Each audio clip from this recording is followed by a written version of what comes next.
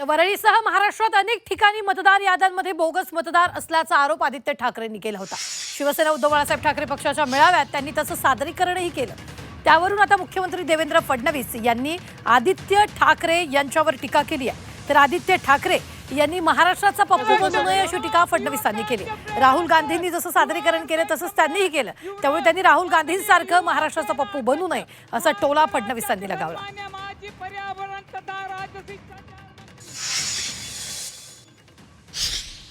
त्यापासून प्रत्येक शाखेने 1200ची यादी काढली। प्रत्येक आपली जी वोटिंग लिस्ट आहे गटप्रमुखांनी त्यांची जी यादी असते तेवढीच जर काढली आणि ह्या 5 गोष्टी बघितल्या की मला नावं डुप्लिकेट किती वाटतात, ह्याच्यात डेड मतदार कोण आहेत, मृत मतदार कोण आहेत, पण कदाचित मतदान करायला येतील, म्हणजे बाकी काही ह्यानी नाही, पद्धतीने नाही, ते गद्दारवाले आणतात तसं नाही, खरोखर किती आहेत आणि किती मतदार म्हणून रजिस्टर आहेत, किती लोकांचे फोटो नाही आहेत, किती लोकांचे पत्ते नाही आहेत आणि किती लोकांचे वेगळे पत्ते म्हणजे वेगळ्या पत्त्यांवर वेगळ्या लोकांचं एका पत्त्यावर लिहिलेलं आहे।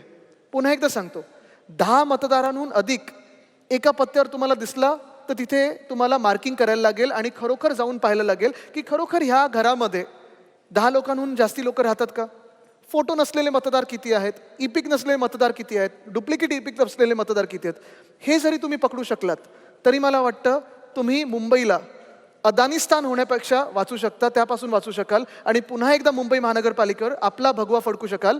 हे आज तुम्हाला ठरवून निघायचं आहे। तयार आहात?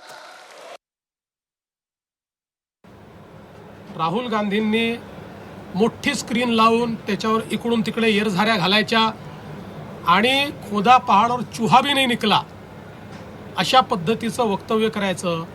दुर्दैवाने तेच काल या ठिकाणी आदित्य ठाकरेंनी केलेलं आहे।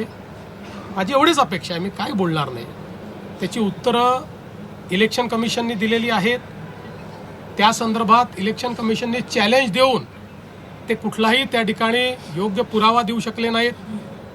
त्याच्यामुळे माझी एवढीच अपेक्षा आहे की किमान तुम्ही राहुल गांधी बनू नका। जो माणूस मतांची चोरी करून मुख्यमंत्री झालाय, जे चोमू आहेत, महाराष्ट्राला चोमू मुख्यमंत्री लाभलेले आहेत। चोमू म्हणजे काय, तो चोर मुख्यमंत्री।